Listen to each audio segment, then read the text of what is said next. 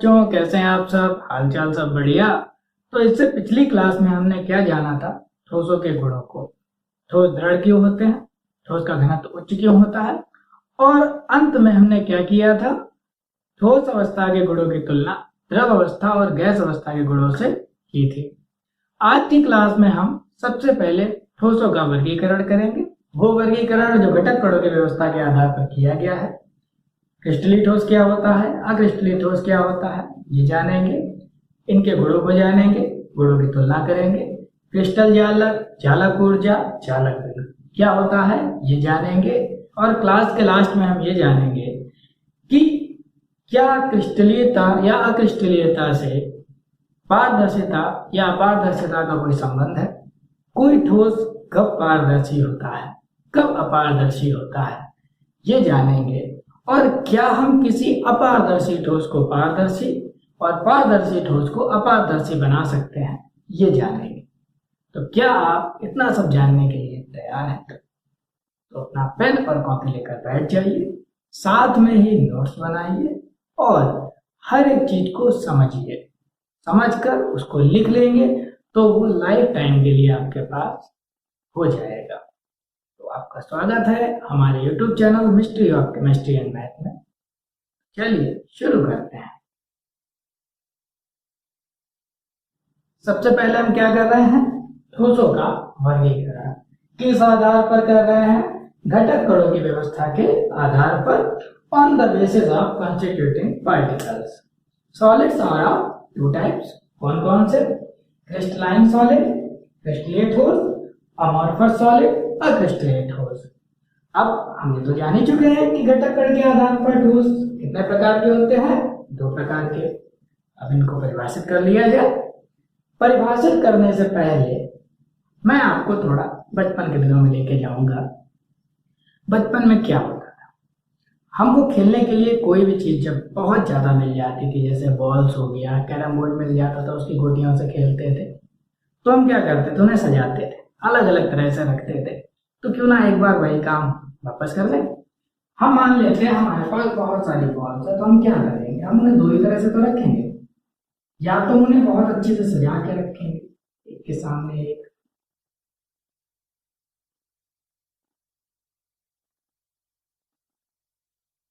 जैसे कि यहाँ पर। दूसरी तरफ हम क्या करते थे? हम उनको उल्टा सीधा जैसा हमारा मन होता था वैसे रखते थे। कोई क्रम नहीं होता, क्योंकि हम यूनियन के साथ खेल रहे। कुछ इस तरह से। अब बनाई जाए डेफिनेशन। अब आप कहेंगे डेफिनेशन कैसे? हम इसको मान लेते हैं, कोई भी एक बॉल है उसको मान लेते हैं घटक कण। अब अगर आपको घटक कण को जानना है तो आप हमारी video difference between atom, molecule, elements and compound में जाकर वहां पर इनको अच्छे से जान लीजिए। घटक कण क्या क्या होते हैं?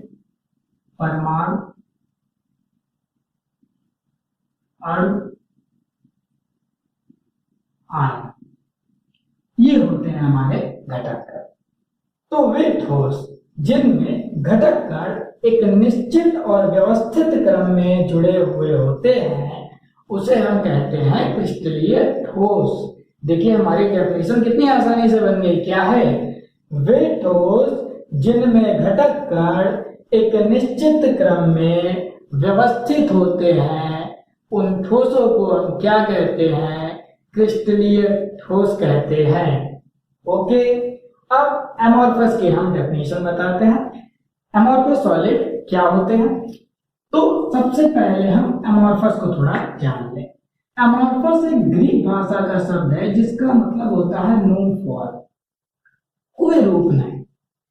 अर्थात वे ठोस जिनमें घटक कण अव्यवस्थित क्रम में जुड़े हुए होते हैं या फिर उनका कोई निश्चित क्रम नहीं होता है, तो ऐसे ठोसों को हम क्या कहते हैं? अक्रिस्टलीय ठोस, अमॉर्फस सॉलिड।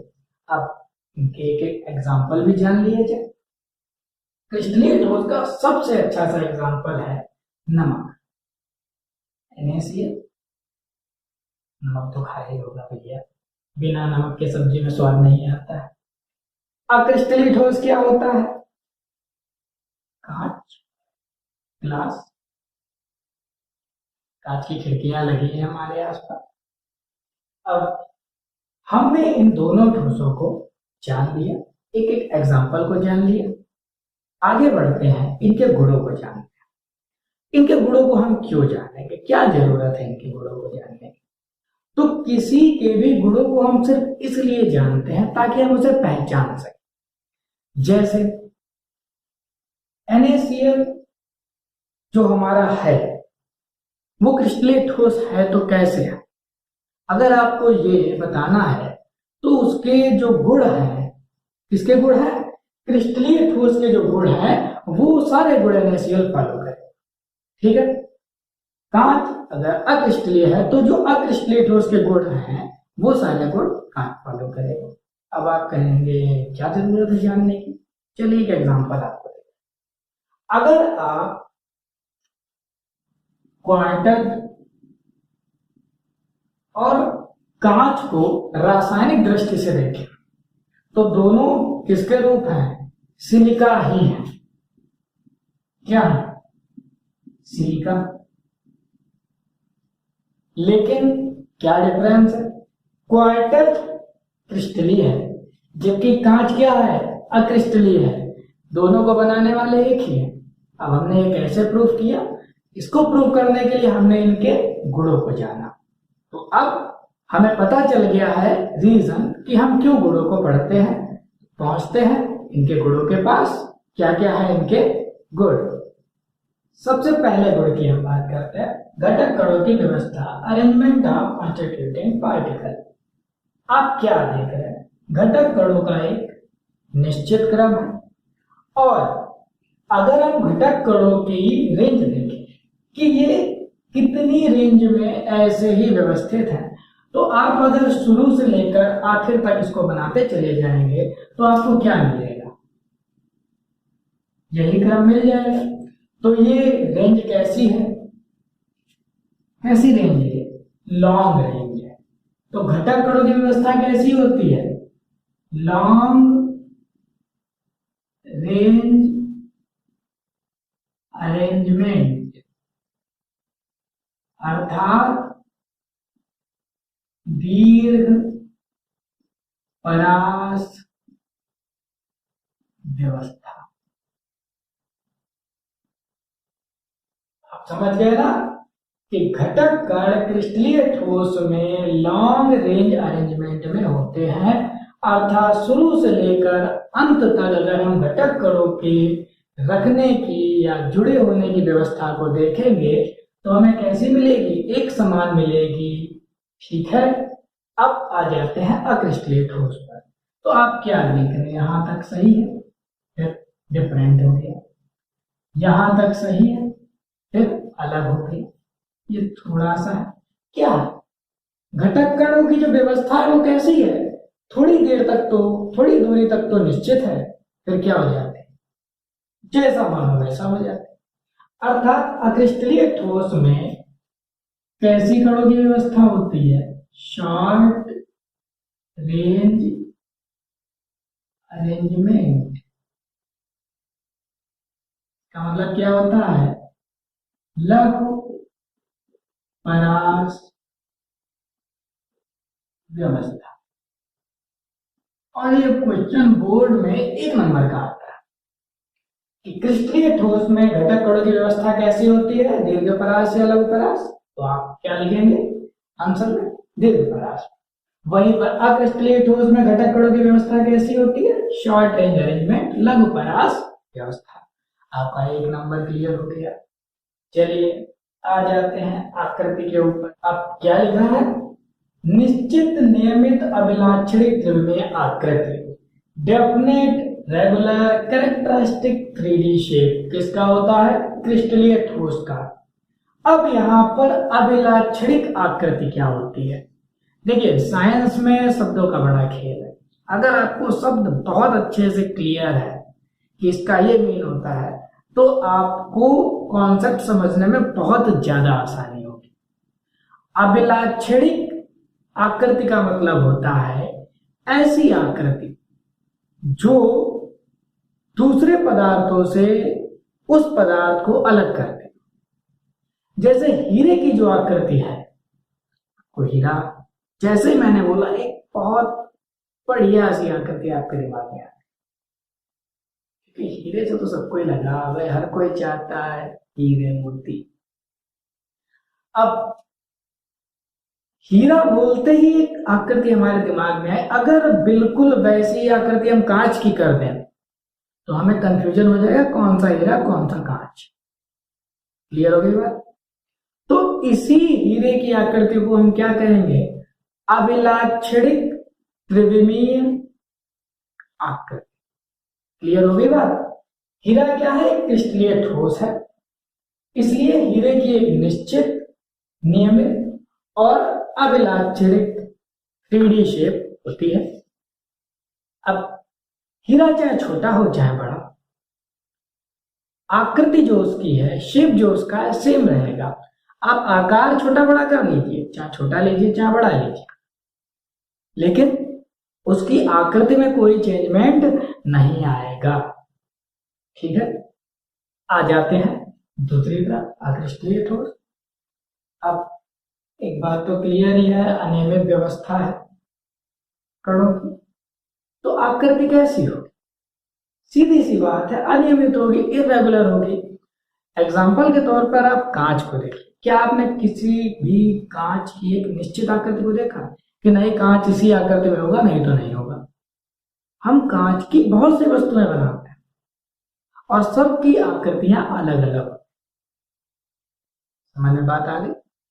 तो कांच एक अक्रिस्टलीय ठोस है और उसकी जो आकृति होती है वो अनियमित होती है, जबकि हीरा एक क्रिस्टलीय ठोस है, उसकी आकृति कैसी होती है? निश्चित, जैसा हीरा होता है वैसी ही होगी, नियमित और अभिलाक्षणिक त्रिविमीय आकृति। ठीक है, तो आप यहाँ पर ठोस में क्रिस्टलीय ठोस और अक्रिस्टलीय ठोस के दो गुणों को भी बहुत अच्छे से समझ गए हैं। अब हम जानेंगे क्रिस्टल जालक क्या होता है। इसको जानने के लिए हम नमक का एक क्रिस्टल देखते हैं। ये नमक का एक क्रिस्टल है, उसका मॉडल है। हम क्या देखते हैं इसमें? ये Na है, Na+, ये Cl-, तो Na+ के बाद Cl-, फिर Na+, फिर Cl-। इस तरह से ये क्रिस्टल बना हुआ है।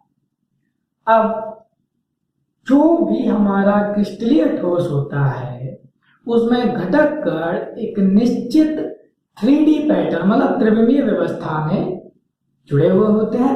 इसी त्रिविमीय व्यवस्था को क्या कह देते हैं? क्रिस्टल जालक कह देते हैं। आपको क्लियर हो गया क्रिस्टल जालक क्या होता है? क्रिस्टलीय ठोस में घटक कण एक निश्चित त्रिविमीय क्रम में व्यवस्था में जुड़े हुए होते हैं, तो इस व्यवस्था को हम क्या कहते हैं?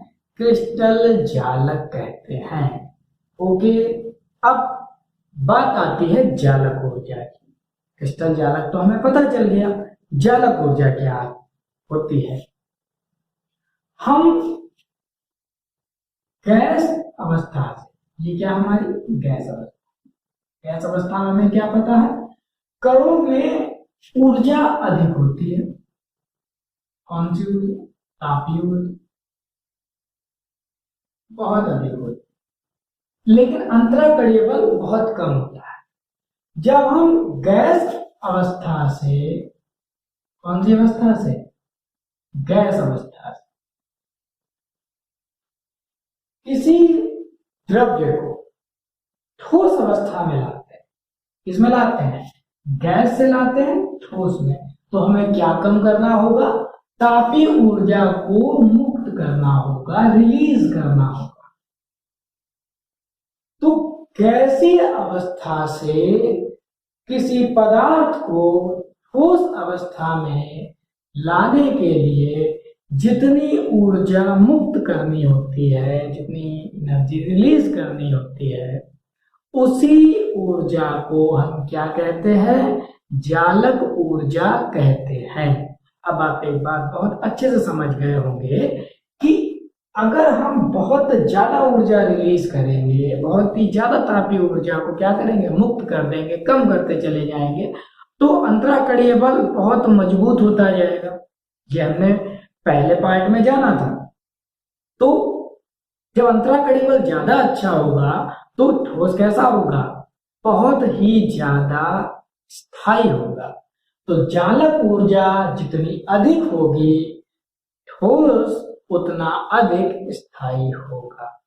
चालक ऊर्जा की डेफिनेशन भी आपको पता चल गई, और चालक ऊर्जा कम होने से और ज्यादा होने से ठोस के स्थायित्व पर क्या फर्क पड़ता, आपको ये भी पता चल गया।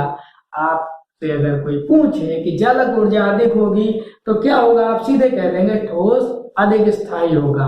चालक ऊर्जा कम होगी तो आप क्या कहेंगे, ठोस कम स्थायी होगा। ओके, अब बात आती है जालक बिंदु की। तो क्रिस्टलीय जाल में जो जालक हमारा है, इसमें ये जो आयन या घटक कण यहां पर है, इसे हम जब प्रदर्शित करते हैं 2D कॉपी पे आप बनाइए, तो इसी को ही हम कह देंगे जालक बिंदु। ठीक है, आपको पता चल गया होगा क्रिस्टल जालक क्या होता है। ये क्रिस्टल जालक है नमक का, इसमें Na आयन ये है, क्लोराइड आयन ये। उसके बाद जालक ऊर्जा क्या होती है, जालक ऊर्जा के बाद जालक बिंदु क्या होता है, हम इनको अच्छे से समझ चुके हैं। और क्रिस्टलीय ठोस के अब हम 2 गुणों के बाद अन्य गुणों को भी समझेंगे। ठीक है, चलिए अन्य गुणों को भी समझते हैं। अब बात करते हैं तीसरे गुण की, गलनायन की। क्रिस्टलीय ठोस जो है हमारे, एक विशेष निश्चित ताप पर पूर्ण रूप से पिघल जाते हैं। Melt completely at a particular fixed temperature. अब जानने वाली बात यहां पर ये है, विशेष निश्चित ताप पर। सबसे पहले तो हम निश्चित ताप को समझते हैं। NaCl जो नमक है हमारा, 801 डिग्री सेंटीग्रेड पर सॉलिड से लिक्विड बन जाएगा।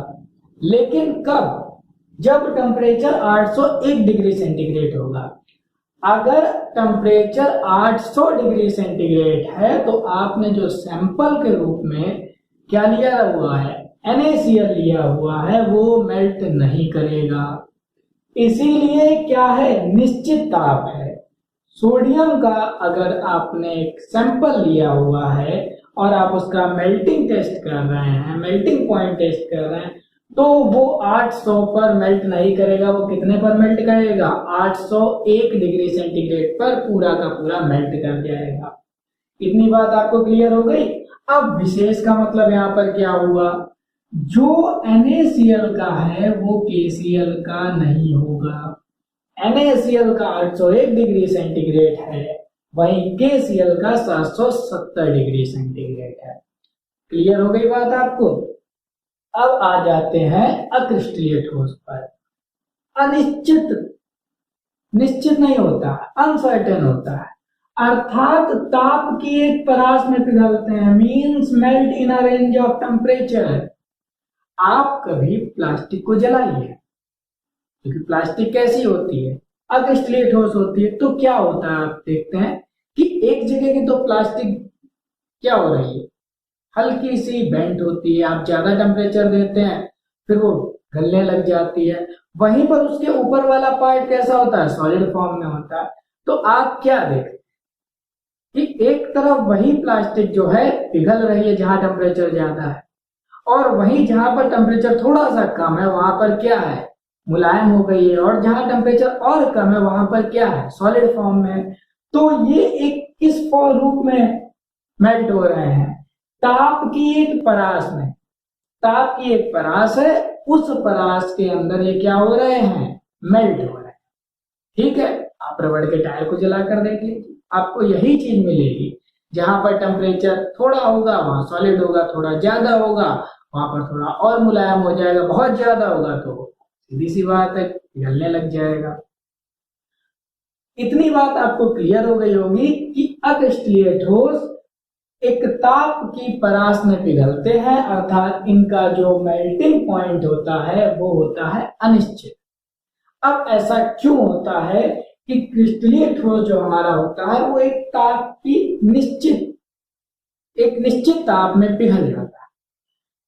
इसका जो आंसर है वो इसकी संरचना में है। आप जब देखते हैं कि NaCl इस तरह से होगा, जैसे Na माने Na प्लस, फिर Cl माइनस, फिर Na प्लस, फिर Cl माइनस। तो अगर हम इस आयन को ऊर्जा देंगे तो ये क्या होगा, यहां से दूर होगा। पहले तो अंतराकरी बल से आपको ज्यादा ऊर्जा देनी होगी ताकि यहां से दूर हो, स्वतंत्र हो, किस फॉर्म में जाए, सॉलिड से लिक्विड में जाए। तो जितनी इसको जरूरत है फिर उतनी ही इसको जरूरत होगी। ये तो है नहीं कि इसको कुछ और चाहिए होगा, कम चाहिए होगा, ज्यादा चाहिए होगा, क्योंकि इनका एक निश्चित क्रम होता है। तो जाहिर सी बात है कि जब इसको दूर करने के लिए जितनी ऊर्जा चाहिए उतनी ही इसको चाहिए। इसीलिए जैसे ही टेम्परेचर 801 डिग्री सेंटीग्रेड पहुंचता है, ये पूरा का पूरा क्रिस्टल सॉलिड से इसमें चले जाते हैं, लिक्विड फॉर्म में चले जाते हैं। वहीं पर अक्रिस्टलीय ठोस का जो हमारा स्ट्रक्चर होता है वो अनियमित होता है। उसमें कणों का जो क्रम होता है, घटक कणों का क्रम, वो अनियमित होता है। तो जब अनियमित होगा तो कहीं पर अंतराकड़ी बल ज्यादा होगा, कहीं पर कम होगा। जहां कम होगा वहां पर जल्दी पिघल जाएगा, जहां ज्यादा होगा वहां थोड़ी और ऊर्जा की जरूरत होगी, और जहां पर बीच का होगा वहां पर उससे थोड़ी कम होगी। इसीलिए तापीय परास की आवश्यकता होती है। अब हम बात करेंगे चौथे गुण के ऊपर, गलन की एंथैल्पी।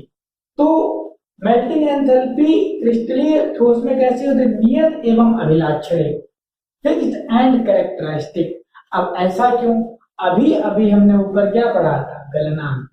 तो एंथैल्पी का मतलब क्या होता है, पूर्ण ऊष्मा। किसकी पूर्ण ऊष्मा, गलन की पूर्ण ऊष्मा। तो जब टेम्परेचर फिक्स है और विशेष है तो सीधी सी बात है उस टेम्परेचर पर जब हम ऊष्मा निकालेंगे तो क्या होगी, वो भी फिक्स ही होगी। इसका मतलब हुआ कि ऊपर से हम इस गुण को क्या कर सकते हैं, मैच कर सकते हैं।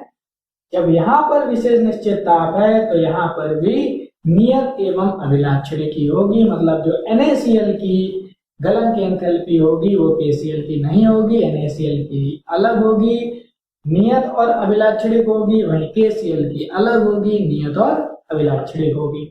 अब बात करते हैं अक्रिस्टलीय ठोस की। तो जो हम ऊपर देख ही चुके हैं, इनका क्या होता है, गलनांक अनिश्चित होता है।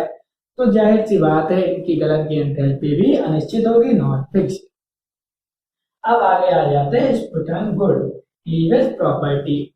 जब हम किसी भी ठोस को धारदार औजार से काटते हैं तो क्या होता है, दो ही चीजें हो सकती हैं। या तो वो बिल्कुल उसी तरह से कटेगा जैसे पनीर को जब हम धारदार चाकू से काटते तो दो चिकनी सतहें मिलती, या फिर आप कांच को काट के देख लीजिए कैसा होगा। जो सतह होंगी दोनों वो कैसी होंगी, अनियमित होंगी। तो सीधी सी बात है, अगर क्रिस्टलीय ठोस है और उसे हम तीक्ष्ण औजार की सहायता से काटते हैं तो समतल चिकनी सतहों वाले भाग में क्या हो जाता है, काटा जा सकता है, बिल्कुल वैसे जैसे आप पनीर को धारदार चाकू से काटें। वहीं जो अक्रिस्टलीय ठोस है वो छोटे भागों में काटने पर जो सतह होती है उसकी वो कैसी होती है, अनियमित होती है। ठीक है, समतल नहीं होगी। तो इस तरह से हम तीन और गुणों को जान गए। अब हम जानते हैं अन्य गुणों को। अब हम जानेंगे छठे गुण, शीतलन वक्र, कूलिंग कर्व। तो सबसे पहला प्रश्न तो यही उठता है कि शीतलन वक्र आखिर होता क्या है। जब हम किसी पदार्थ को गैस अवस्था से ठोस अवस्था में लाते हैं तो क्या होता है, टेम्परेचर डाउन होता है और टाइम लगता है।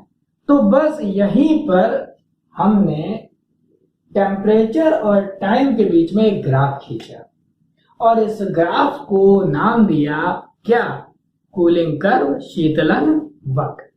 तो यदि पूछा जाए कि कूलिंग कर्व क्या होता है तो हम बताएंगे कि जब किसी पदार्थ को गैस अवस्था से ठोस अवस्था में लाया जाता है तो टेम्परेचर और टाइम के बीच में एक ग्राफ खींचा जाता है। उसी ग्राफ को कहते हैं क्या, कूलिंग कर्व। क्रिस्टलीय ठोस का जो हमारा शीतलन वक्र होता है वो होता है असतत, डिसकंटिन्यूअस। अब आखिर ऐसा क्यों होता है? जब गैस अवस्था से, गैस स्टेट से हम क्या करते हैं, टेम्परेचर डाउन करना स्टार्ट करते हैं। टेम्परेचर डाउन करने का मतलब क्या हो, यहाँ पर तापीय ऊर्जा को कम करना। तो क्या होता है, जब तापीय ऊर्जा कम होगी तो क्या होगा, अंतराकणीय बल बढ़ेगा। तो गैस अवस्था से कण किसमें आ जाएंगे, द्रव अवस्था में आ जाएंगे, लिक्विड स्टेट में आ जाएंगे। लेकिन यहां पर जो हमारा टेम्परेचर है वो हो जाएगा कांस्टेंट, क्योंकि इस जगह पर हमारा क्या होता है, बॉइलिंग पॉइंट होता है। और जब तक सभी कण गैस अवस्था से किसमें नहीं आ जाएंगे, द्रव अवस्था में नहीं आ जाएंगे, गैस स्टेट से लिक्विड स्टेट में सभी पार्टिकल जब तक नहीं आ जाएंगे तब तक क्या होगा, टेम्परेचर कांस्टेंट रहेगा। ये क्या है, यहाँ पर प्रावस्था परिवर्तन, फेज चेंज। तो जब फेज चेंज होता है तो शीतलन वक्र कैसा हो जाता है, हॉरिजॉन्टल हो जाता है, क्षैतिज हो जाता है। उसके बाद फिर यहाँ से डाउन होना स्टार्ट हो जाएगा। अब हमारे सभी कण यहाँ पर किसमें है, लिक्विड स्टेट में। अब लिक्विड से डाउन होता जाएगा टेम्परेचर, तो क्या होगा, तापीय ऊर्जा और कम हो जाएगी। और क्या बढ़ जाएगा, अंतराकणीय बल बढ़ जाएगा। तो घटक कण जो हमारे वो किसमें आने शुरू हो जाएंगे, सॉलिड स्टेट में आना शुरू हो जाएंगे। और जैसे ही ये प्रोसेस स्टार्ट होगी, फेज चेंज होना स्टार्ट होगा, वैसे ही टेम्परेचर फिर कांस्टेंट हो जाएगा। क्यों? क्योंकि जब तक सभी घटक कण हमारे किस में नहीं आ जाते हैं, सॉलिड स्टेट में नहीं आ जाते हैं, तब तक टेम्परेचर कांस्टेंट रहेगा। और यहाँ पर होता है हमारा एमपी, मेल्टिंग पॉइंट, गलनांक। जब सभी कण हमारे किस में आ जाएंगे, सॉलिड स्टेट में आ जाएंगे, तो फिर ये और नीचे जाएगा। ठीक है, तो इस तरह से हमारे क्रिस्टलीय ठोस का जो शीतलन वक्र होता है वो कैसा होता है, असतत होता है, डिसकंटिन्यूअस होता है। वही अक्रिस्टलीय ठोस का जो हमारा शीतलन वक्र होता है वो सतत होता है। हम इनको ठंडा करते चले जाएंगे तो ये गैस अवस्था से डायरेक्ट लिक्विड में, लिक्विड से सॉलिड में आने लग जाएंगे और वक्र में कोई भी असतता या डिसकंटिन्यूटी नहीं आएगी। तो इस वजह से हमारा क्या हो जाएगा, जो वक्र है वो हो जाएगा सतत। क्लियर हो गया? अब बात करते हैं 7वें गुण की। गुणों की क्रिस्टल की दिशा पर निर्भरता। विषम दैशिक अर्थात भौतिक गुण दिशा पर निर्भर करते हैं। अब जरा इधर देख ले, समदैशिक अर्थात भौतिक गुण सभी दिशाओं में समान होते हैं। कुछ उल्टा नहीं लग रहा आपको? क्योंकि हमने क्या पढ़ा है कि क्रिस्टलीय ठोसों में घटक कण व्यवस्थित होते हैं। तो जाहिर सी बात है, जब घटक कण व्यवस्थित होंगे तो गुण भी सभी दिशाओं में समान होंगे। लेकिन यहां पर कुछ उल्टा दिख रहा है, तो इस बात को क्लियर कर लेते हैं। यहां पर एक क्रिस्टलीय ठोस में घटक कणों की व्यवस्था बनाई गई।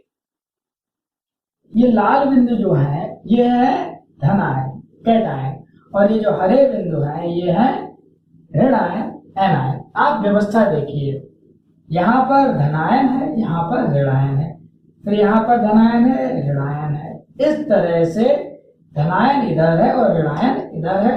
पूरे क्रिस्टल में यही व्यवस्था है।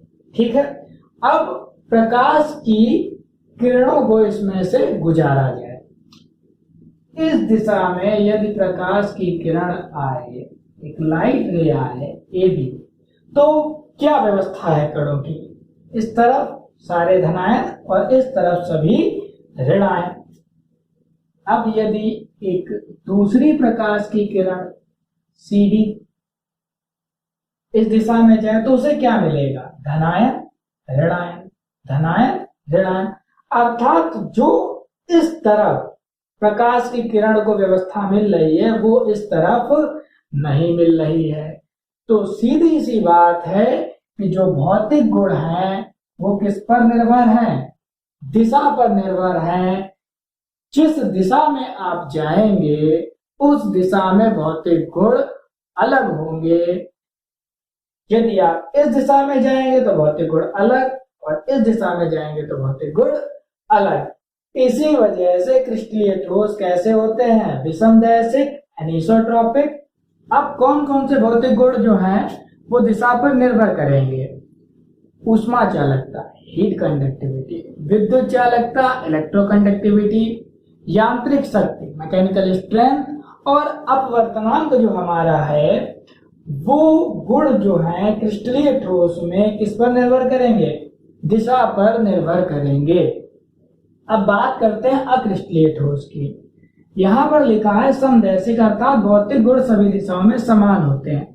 आप एक भीड़ को देखिए, जब आप एक भीड़ को देखते तो आपको हर तरफ से वो एक जैसी ही लगेगी, क्योंकि वो हर तरफ से अनियमित ही होगी। जब घटक कण अनियमित है तो जाहिर सी बात है आप जिस डायरेक्शन से भी देखेंगे आपको अनियमित ही दिखाई देंगे, अर्थात सभी दिशाओं से समान दिखाई देंगे। इसी वजह से क्या होगा, यहाँ पर भौतिक गुण जो होंगे वो सभी दिशाओं में समान होंगे और अक्रिस्टलीय ठोस हमारे होंगे समदैशिक। एक बात और आपको बता दूं कि क्रिस्टलीय ठोस जो हैं उनमें घटक कण नियमित और व्यवस्थित क्रम में होते हैं। यह बात इस गुण से ही पता चलती है। अब हम इनके कुछ और एग्जाम्पल को जानेंगे कि क्रिस्टलीय ठोस कौन कौन से हैं और अक्रिस्टलीय ठोस कौन कौन से हैं। अब क्रिस्टलीय ठोस के अन्य उदाहरणों को भी जान लेते हैं। धातुएं, कौन कौन सी धातुएं? जिंक हुआ, मैग्नीशियम हुआ, कैडमियम हुआ, और भी अन्य धातुएं हैं, वो सब क्या है? क्रिस्टलीय ठोस हैं। लवण हमारे KCl, NaCl, ZnS। अगर आपको इनके जो नाम और फार्मूलाज हैं उन्हें याद करने में या बनाने में दिक्कत होती हो तो मेरी वीडियो के लिंक ऊपर शो कर रही है, आप उस पर क्लिक करिए और 1500 प्लस केमिकल फार्मूला बनाना सीख लीजिए, वो भी सिर्फ 22 मिनट में। अब आता जाती है अगले एग्जांपल पे, बहुलक। बहुलक में HDPE, हाई डेंसिटी पॉलीइथाइलिन, उच्च घनत्व वाली पॉलीएथिलीन किसका एग्जांपल है? क्रिस्टलीय ठोस का। अब अक्रिस्टलीय ठोस के एग्जांपल भी जान लेते हैं। कांच, रबर, प्लास्टिक, ये सभी हमारे किसके एग्जांपल है? अक्रिस्टलीय ठोस के। यहाँ पर एक नोट करने वाली बात यह है कि क्रिस्टलीय ठोस को सत्य ठोस, ट्रू सॉलिड भी कहते हैं। इस चैप्टर में हम सिर्फ क्रिस्टलीय ठोसों के बारे में ही जानेंगे। अक्रिस्टलीय ठोस को कहते हैं आभासी ठोस, स्यूडो सॉलिड, या अतिशीतित द्रव, सुपर कूल्डेड लिक्विड। ठीक है। अब ये कैसे कह दिया गया कि ये सुपर कूल्डेड लिक्विड है, अतिशीतित द्रव है? आप जब पुराने मकानों की खिड़कियों को देखें तो क्या होता है, उनमें कांच की जो खिड़कियां होती हैं उनमें जो कांच ऊपर होता है वो पतला होता है और नीचे होता है वो मोटा हो जाता है। ऐसा क्यों होता है? क्योंकि द्रव में अपने भार के अंतर्गत बहने का गुण होता है। इसी वजह से क्या हो जाता है, अब चूंकि ये अतिशीतित द्रव है तो ये अपने भार के अंतर्गत बहेंगे और कांच जो है वो जब बहेगा धीरे धीरे करके तो ऊपर पतला हो जाएगा और नीचे कैसा हो जाएगा? मोटा हो जाएगा।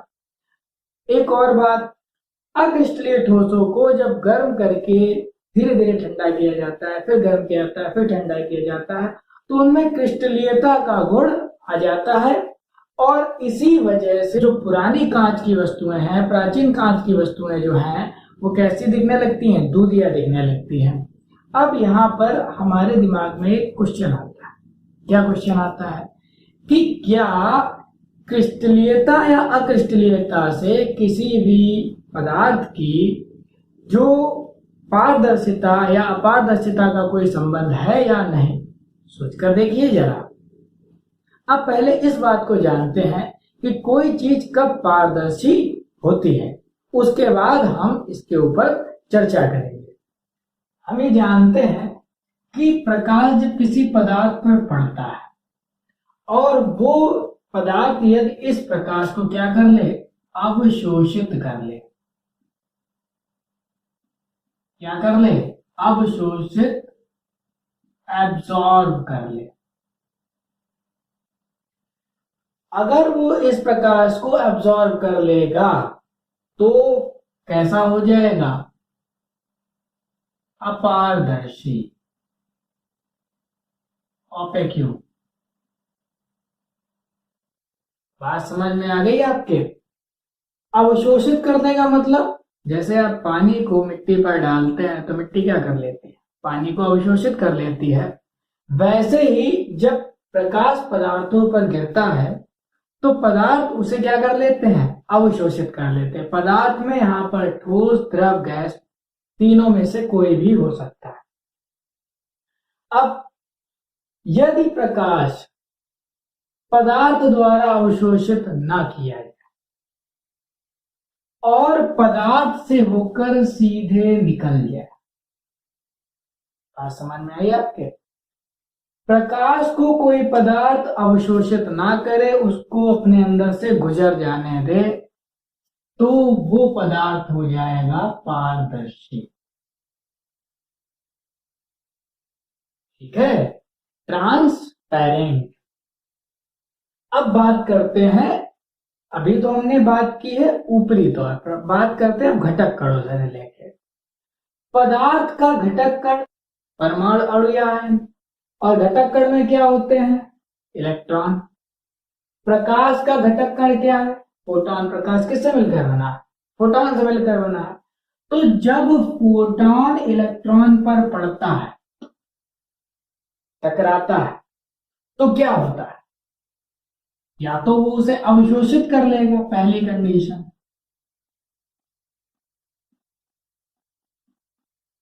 दूसरी कंडीशन क्या होगी, या तो उसे गुजर जाने देगा।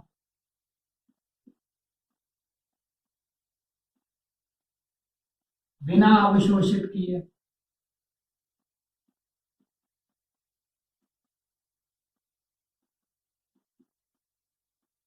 अब अवशोषित कर लेगा तो कैसा हो जाएगा, अपारदर्शी।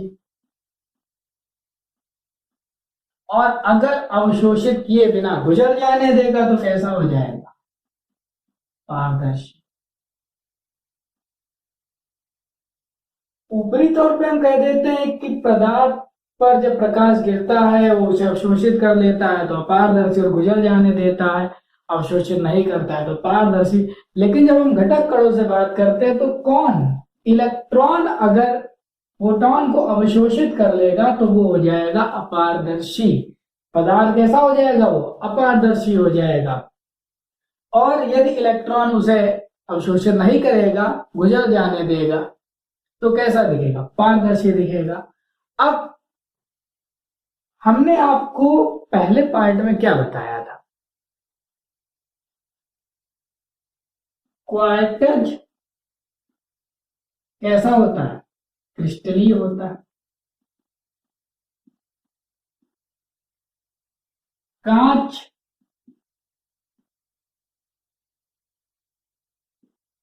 अक्रिस्टलीय होती है। इस पार्ट में भी इस बात को हमने आपको बताया। क्वार्टज भी पारदर्शी होता है। जो प्राकृतिक क्वार्टज है वो पारदर्शी होता है।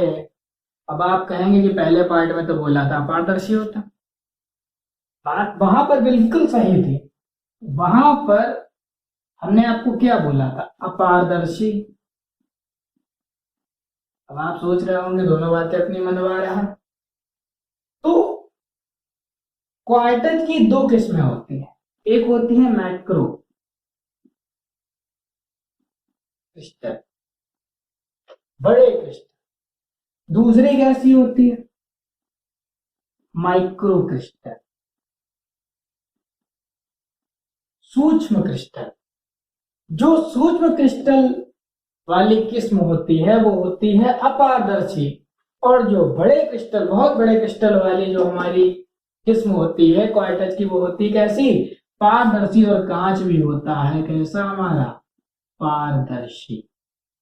तो अब आपको एक बात बहुत अच्छे से समझ में आ गई होगी कि क्रिस्टलीयता या अक्रिस्टलीयता का, इसका क्रिस्टलीयता और अक्रिस्टलीयता का पारदर्शिता और अपारदर्शिता से कोई संबंध नहीं है। पारदर्शिता और अपारदर्शिता पर मैं आपको एक वीडियो और बनाकर दूंगा जिसमें काफी डिटेल में इस पर चर्चा करेंगे। अब हमारा क्वेश्चन क्या था? आज का सबसे इंपॉर्टेंट क्वेश्चन यही था कि हम किसी पदार्थ को अपारदर्शी से पारदर्शी कैसे करेंगे। क्या करना है? अपारदर्शी को पारदर्शी करना है। लकड़ी को ही मान लेते हैं। लकड़ी अपारदर्शी होती है और हमें करना होता है पारदर्शी, तो हम कैसे करेंगे?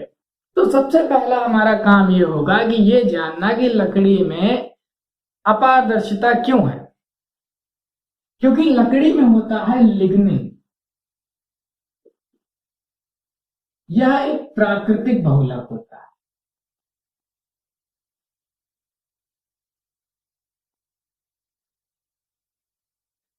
बहुलक बहुत बड़े अणु होते हैं, जैसे कि हमारी पॉलीथिन। आपके में एक चैप्टर भी बहुलक है, पॉलीमर, इस पर हम बाद में चर्चा करेंगे कभी। अभी हम इतना जानेंगे कि लकड़ी में होता है लिग्निन, और लिग्निन क्या करता है? प्रकाश को अवशोषित कर लेता है। मतलब बात सीधी है कि लिग्निन अगर निकाल दिया जाए किसमें से? लकड़ी में से, और उसकी जगह कुछ ऐसा डाल दिया जाए जो प्रकाश को अवशोषित ना करे, तो लकड़ी हो जाएगी पारदर्शी। बिल्कुल यही किया गया। लिग्निन को रिप्लेस किया गया किससे?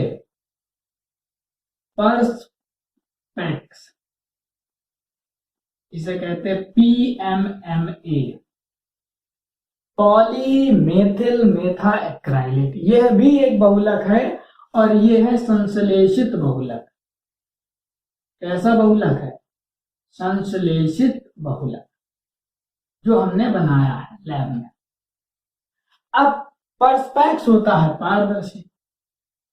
आप प्रेजेंट में ज्यादातर जो कांच की चीजें देख रहे हैं, उसमें कांच नहीं, उसमें क्या यूज हो रहा है? पर्सपेक्स यूज हो रहा है। जहां पर भी कांच का यूज होता है वहां पर अब ज्यादातर पर्सपेक्स यूज हो रहा है। अब किसको किससे बदल दिया? लिग्निन को निकालकर क्या हमने उसमें ऐड कर दिया? पर्सपेक्स। तो जो लकड़ी बनी वो बनी पारदर्शी, और वो भी कितनी? 85%। पर्सपेक्स काफी मजबूत होता है, लेकिन जो पारदर्शी लकड़ी बनी लिग्निन की जगह पर, उसमें क्या था? पर्सपेक्स, और वो पर्सपेक्स से भी काफी मजबूत है। ठीक है, तो हम किसी पारदर्शी पदार्थ को बना सकते हैं, बस हमें ये पता चल जाए कि जो अपारदर्शी पदार्थ है उसमें अपारदर्शिता का कारण क्या है। तो आपको ये बहुत अच्छे से समझ में आ गया होगा, कोई चीज का पारदर्शी होती है, अपारदर्शी होती है, और हम कैसे किसी अपारदर्शी वस्तु को पारदर्शी बना सकते हैं। तो आज की क्लास यहीं पर समाप्त होती है। मुलाकात होगी आपसे अगली क्लास में।